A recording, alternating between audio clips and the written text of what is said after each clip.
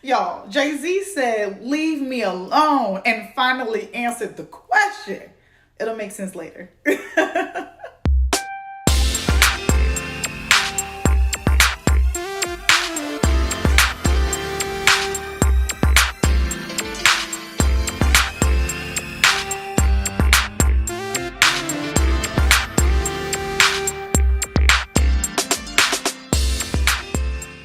What's up, everyone, and welcome to Up and Out. I'm your host, LaPortia. Listen, a second convoy of desperately needed aid entered Gaza on Sunday. This comes as the catastrophic humanitarian situation there deepens.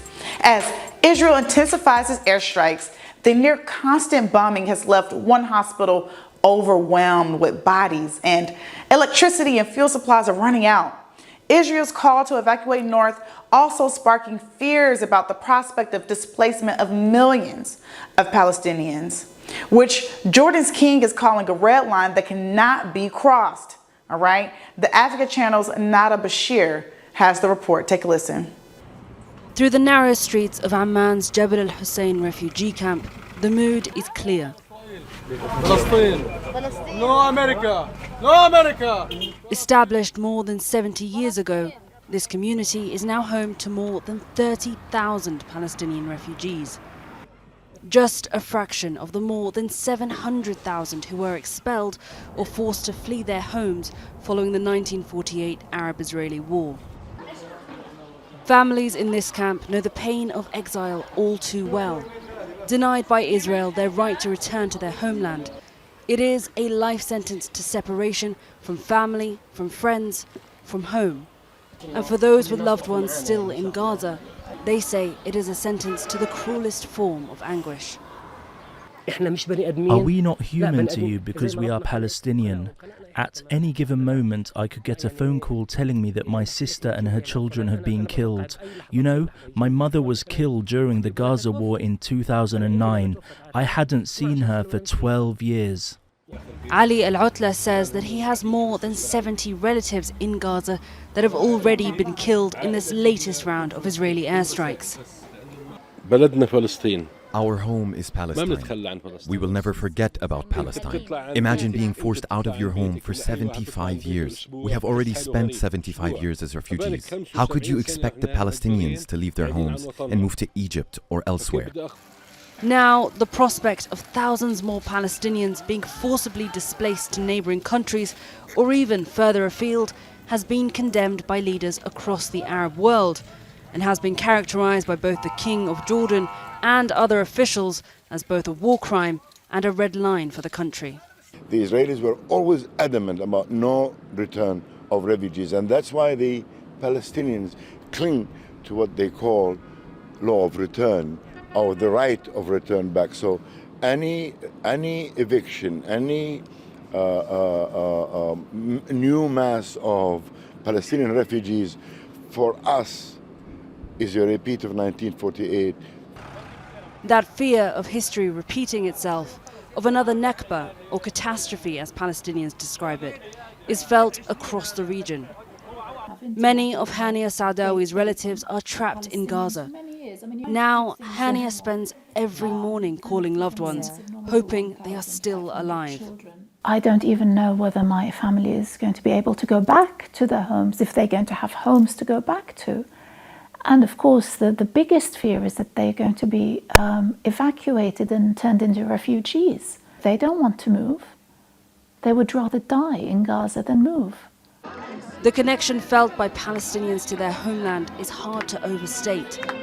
At this church vigil in Amman, a poignant moment of remembrance.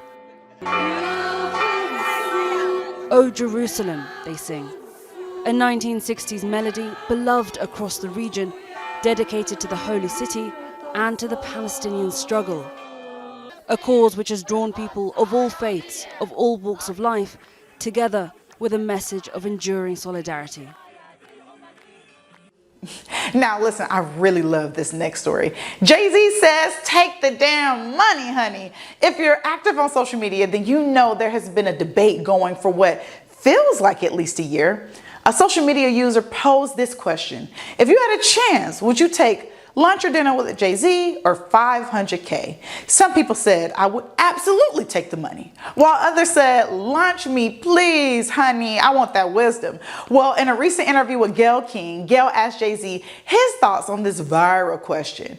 And he said, drumroll please, take the money and then go buy my albums and listen to them, because anything he'll tell you at that lunch, he already has mentioned in his music. So there we have it. Take the money, honey.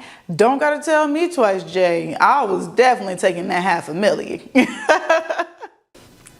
The Africa Channel Stephen Walker, hey Stephen, I love saying that, spoke with Kristal Sotomayer, who made the film Don't Cry For Me, All You Drag Queens. And she told us all about the basis of the film. All right, check it out. Congratulations on your film, Don't Cry For Me, All You Drag Queens, being part of Queer Cuts Festival this year. Can I ask you, what is the premises or subjects of your film? Yeah, so Don't Cry For Me, All You Drag Queens is about the legendary Mother Cavallucci, who was a drag queen from New Hope, who performed during pretty much from the 40s and 50s all the way up into the like 80s, 90s. She was, doing drag for so long. And pretty much it's about how she and her legacy have impacted the community locally through a community drag show that we put together with the drag queens Phoebe Mantrap, who's the current reigning Miss New Hope, and Miss Pumpkin, who is another legendary queen as well. And so pretty much the film weaves together archival footage of Mother and the present day footage from this event to kind of tell a story about Mother's legacy, but also memory, belonging, the community she was able to build in New Hope. So it's like a very beautiful kind of experimental meditative film. And is this a different kind of genre for you? Because I know you generally pull from your Peruvian background. Yeah, I mean, not fully. I work mostly in documentary film. And for me, like, it was very important to have like this archival element to the film. I've worked quite a bit with archives before, and I just thought all the photos of Mother's weddings, the ceremonies that she would put together as a yearly community event and fundraiser for herself, were so powerful that I wanted to kind of showcase them. And I've worked mostly telling like Latinx and queer stories. So while this isn't like a Latinx story, it's very queer and it's very much up my alley. And we were able to put together a drag show, which has been on my bucket list for my entire life. Oh my God, that sounds like so much fun. Did anyone dress you up in drag? Have you ever done drag yourself? I have never done drag myself, but honey, I did come dressed. I wore pretty much a pink prom dress with like all these sequins and a tiara and a boa. Like, I had to go full out. So it was really funny. I was like telling the cinematographer, oh, go here, do that, in a full dress. So it was really fun. And how does New Hope break the stereotypes of a bigoted small town? Well, New Hope is really, really unique. I never really thought that I'd be able to find a small town where being queer was accepted and actually admired. But New Hope is that place, like, especially learning about Mother's story, knowing that she was like a veteran during the war, that she came to New Hope and pretty much lived as a cross-dresser for so many years. She would go to the Catholic Church in Lambertville, which is right across the bridge from New Hope. And she would go to a Catholic mass in full drag, like hair, makeup, dress, like everything. And people just accepted her and like really loved her and defended her in a lot of ways too. Wow. Because of course, there will always be, unfortunately, like people, like bigoted people towards queer folks. It's the beginning of a new week. We're gonna welcome greatness this week. We're gonna welcome excellence and kindness. All right? See you tomorrow, girls.